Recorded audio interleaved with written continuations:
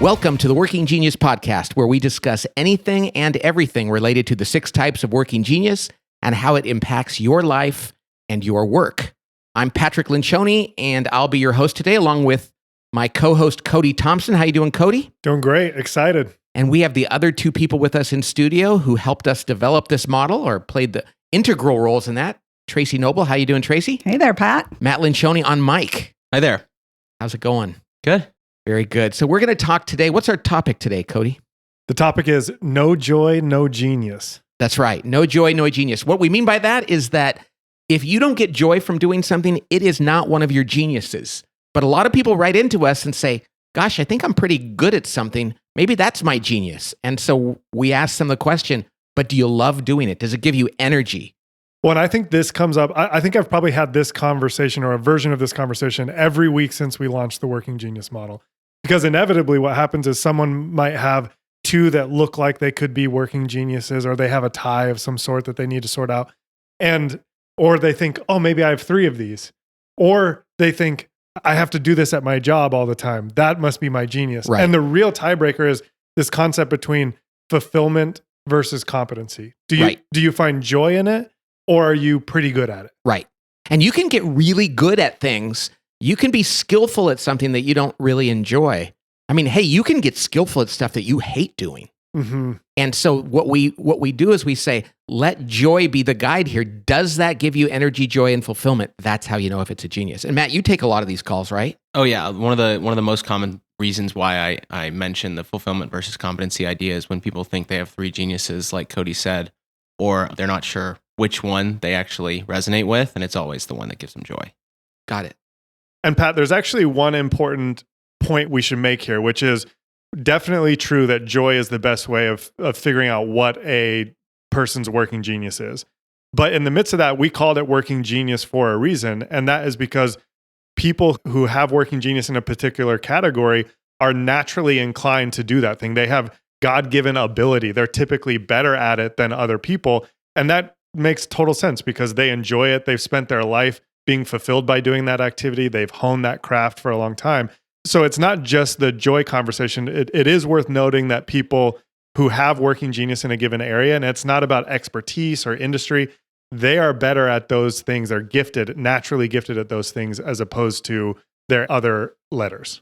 And we know this as a team that some of us here do things that we're competent at, but it doesn't. And Tracy, you're the one that really had an insight for us because you are the closest thing to someone with tenacity on our team. It's That's a competency of yours. Well, and I actually thought it was a genius at first. I struggled with this. When we were coming up with this model, I really struggled with this. I thought for sure it was in my top 2. Because we always treat you like that. Well, you're the one that makes us Well, finish and everything. it's been part of my role for the past 23 years. So I thought, well, of course, this is my genius. This is what I've done in my career. But it was more based on my role, not what has actually given me fulfillment over the years. And you admit it, and you told us, like, I don't really like doing that. No, well, after 23 years, it gets a little bit exhausting. Now, I've also incorporated my other 2 geniuses into my career. Right. So I've got the genius of enablement and the genius of discernment. And that's a huge part of my role as well. But I mean, man, I could tell for myself when I'm completely fulfilled and filled with joy, I am in the ED mode. Right. I am not tenacious. We felt kind of guilty because we were making you do that all the time. And the same thing kind of happened with me. Exactly. This model came about because galvanizing is one of my competencies. I can do it pretty well when I have to, but it does not give me energy. It's an energy drain. I don't hate it, but I don't love doing it. And because most of the people here at work for 20 years, I was the G. Right. And every day I was coming to work and Gene and galvanizing. And I was getting grumpier and grumpier, another G word.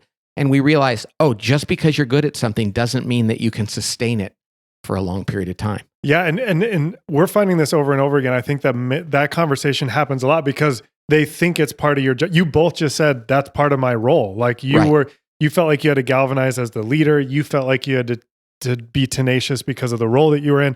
And very often people who are taking this assessment are going, they're answering it as if it's their job description. Here's what I have to do at my work. And so more often than not, I think if you're wrestling with, hey, which one is it for me? The question is, if you know what your top genius is, which a lot of people don't tie on like the number one, they're pretty clear. But there's the next two, you say like, hey, which of these two things, like let's say it's discernment or galvanizing. Hey, would I rather have someone come to me with an idea? Do I get like joy and energy from someone coming and saying, hey, can you help me think about this? Can you help evaluate this with me? Or would you get more joy and energy getting up in front of the room and rallying people around the idea? Right. And almost very easily people go, oh yeah, okay, like that.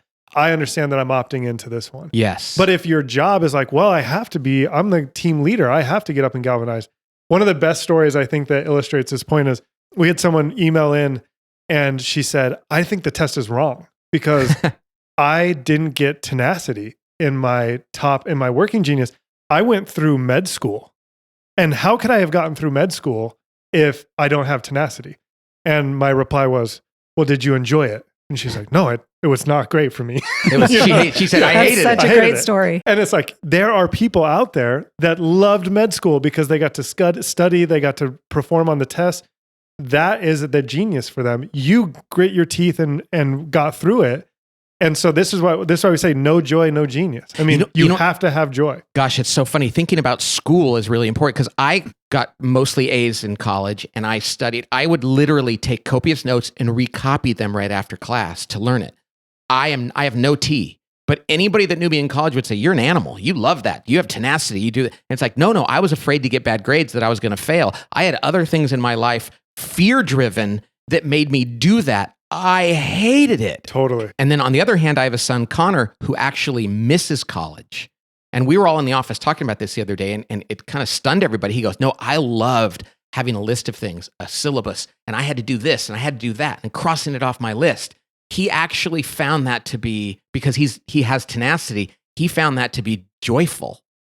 Tenacity for me is a working frustration, but I still was really good at it, but it doesn't mean it was a genius. Well, it's funny because until we had this framework, actually, when I started a separate company, I was part of a different company where I was in charge of the communication that went out to all the people, including customer service. And one of the worst parts of my job, every night I was like moonlighting this company. Right. Every night we'd have dozens and dozens or even sometimes hundreds of emails that we'd have to like respond to and categorize them a certain way. And for years, literally over a year, my wife would say, let me help you with that.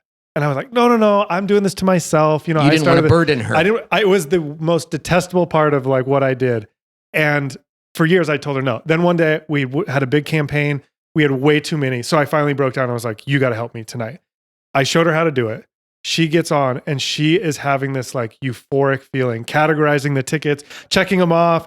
She cleared out the whole inbox and she was like, I love this. And it was something that I thought, how could any person love this? It's her genius. She found joy. She gets actual joy from having these parameters, executing on things and finishing it. Right. For me, it was misery for years. I wish a year prior I had just said, hey, why don't you help me with this?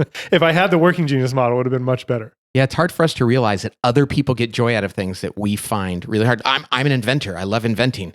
What did you say, Matt, before the call today? Oh, I don't understand how people can like inventing. Starting from scratch is so hard for me.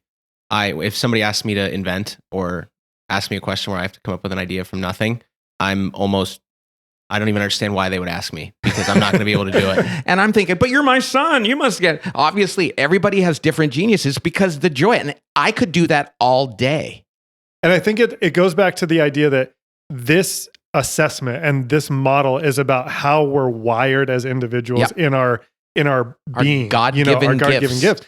And it's, there's another question that comes up sometimes when people take the assessment, which is, hey, for development reasons, should I try to get good at the things that are not my genius? Or should I work on those?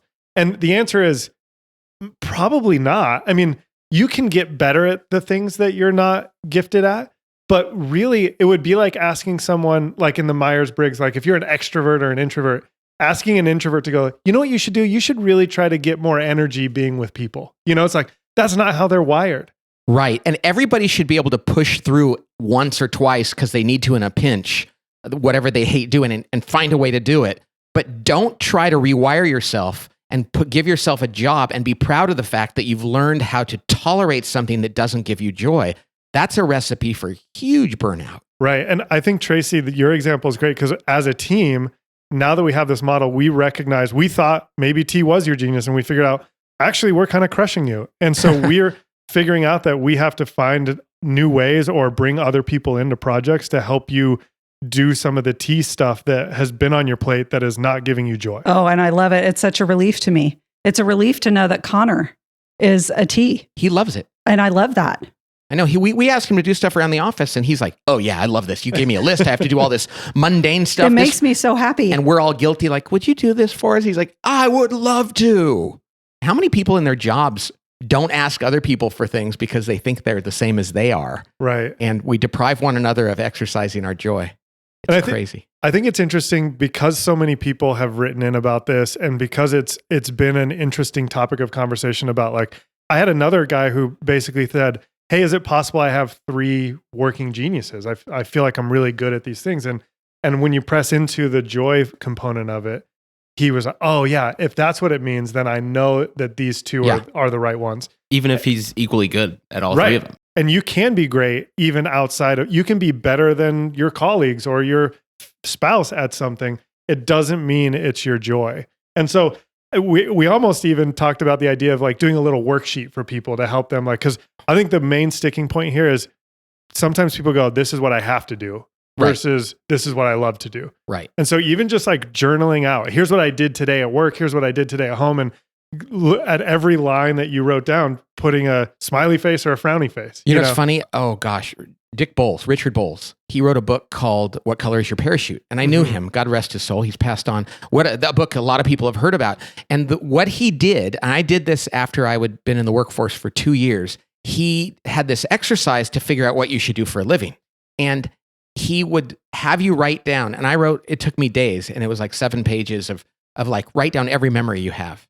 I must have been like 27 pages. And then after you wrote it all down, he'd say, now go back and find the moments when you're happiest. Not the year, not the thing. Like, what activities were you doing that made you happiest? And I remember doing that and going, I should be a consultant. Like, actually work with teams and people and doing all this kind of stuff. And it was all about what were the micro moments in your life when you were the happiest. And I picked out things from high school and college and my work experience. And that's what the working genius is really about. Right. And I've actually heard you say, since I've worked here, since I started here, like, I think my best job, before we even had this tool, you're like, my favorite job would be to sit in that boardroom over there. And every 30 minutes, you would bring in a new team that had a problem. And I would just help them with their problem and send them on their way. Exactly. And it's like, you're an inventor discerner. That is the actual real best job for someone who has invention and discernment is, let's bring some people in. I'll solve their problem from scratch. It'll be the right solution. And then I don't want to help them do anything more. No follow-up. Yes. Good luck with that implementation. Yeah. Talk to somebody else. Not Tracy, though. She really doesn't want to have to help. She'll do it because she's an E, but she doesn't really want to. And you remember the pastor that wrote into us too, who said, well, Matt, do you remember the pastor story? Mm-hmm. What was his deal? He was an inventor, or he wasn't an inventor. Not an inventor. It was his frustration, and he felt guilty for years that he couldn't come up with sermons like other priests could, and he didn't understand how other pastors could come up with such interesting sermons from nothing. Right. And he felt guilty. And after taking the assessment, he realized that his geniuses, which I think were W and G, were just as valuable. Because he didn't get joy from that. You know, if you were a pastor, that wouldn't be your thing. Like, Matt, go invent something. It might be yours would probably be because you're a D and E. It's like, help people with their problems, listen to their things, give them advice. I love that, Pastor, what he said was, I've felt guilty my entire life. I took this and now I realize, he went to his team and said, hey, look, it says right here, I'm not good at this. I don't enjoy this. I'll do it. But he was great at rallying the team around like what they needed to do as a galvanizer. But he was just like, man, this invention thing crushes me. And so it really does come down to that. Your genius and your joy go together. Even if you're good at something or if you're miserable at it, just know that the 2 categories that bring you the most energy and joy and fulfillment, those are the ones that are your genius. I think about people who've gotten really good at things in their life and they make a lot of money. Like, there's athletes who retired really early. And people are like, how can you retire? You're famous. You're walking away from millions of dollars. And after a while they say, I just didn't get any joy out of it. Totally. And people are like, how can you not get joy? Because their genius was not to do that activity. Yeah. Andre Agassi said later, I hated playing tennis. I remember there was this Kenyan runner. I can't remember what his name was. He was one of the, there's so many great Kenyan distance runners, and he retired. He ran his last race, and somebody said to him, "So are you going to run for recreation now?" He goes, "No, I'm going to get fat." And they said, "Why?" He goes, "Because I hate running. I only did this because I was poor and I could get money doing this, but it was miserable." You think that like he's a grinder and a tenacity guy and he could do it every day, and he's like, "Oh no, I hated it." Yeah. So sometimes we look at a person and decide, well, that's your job, or you're actually good at it. You must love it. It's like, no, actually, this is not my thing. Well, and this is the genius of this tool. When we talk about the cups, right? And maybe we should do the 2, 2, and 2. Yeah. Review the cups, because the goal of this thing and what we want it to do in the world is to put people in the position where they're fulfilled at their work at the highest capacity that they can be. Yeah, we probably should have done that at the beginning, but maybe because it's at the end, people remember it better.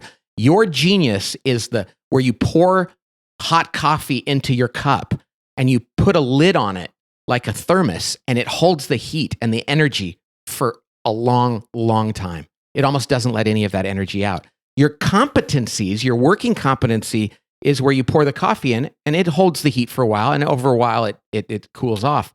Your frustrations are the cup that has a hole in the bottom, and you pour the coffee in and it drains out right away. It doesn't hold anything.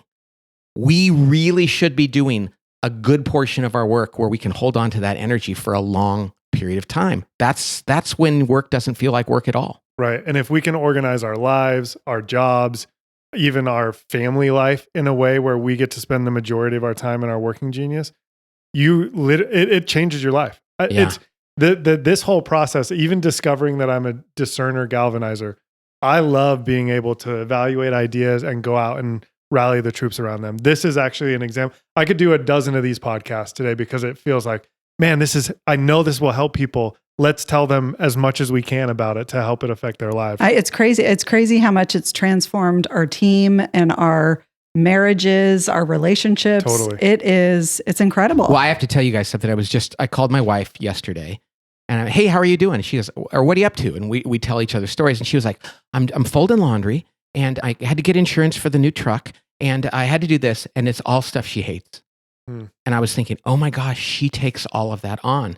And when I got home, she had all this laundry all over the bed, and she was watching one of her favorite TV programs. And she's like, that's how I get through this, because I love this program. She's a wanderer, and she watches these programs that have all this meaning. And she said, that's the only way I can get through doing this T work is if I exercise my W. Well, having the language for it now does give you this sense of relief. Yeah. If I have to do something that's in my frustration, I know that I'm in my frustration. Right. And somehow that gives me some level of peace. Yes. Like I don't have to stay here very long, but I can live here for a little bit and then I can jump out of it. Right. Yeah. Gosh, I have a lot more appreciation. I mean, sincerely, I feel bad for Laura when a lot of what she has to do for the kids and for our family is not within her working genius. And she should not feel guilty for that. Yeah. She should go, I take this on for the family and it sucks. And if the laundry doesn't get folded perfectly, that's okay. Totally. But without understanding what our geniuses are, it's hard to give people that grace. I hope this has been helpful for people. No joy, no genius. Find your joy. Sometimes we have to do stuff outside of that, but let's not have to do too much of that. And we'll look forward to talking to you next time on the Working Genius Podcast. God bless you.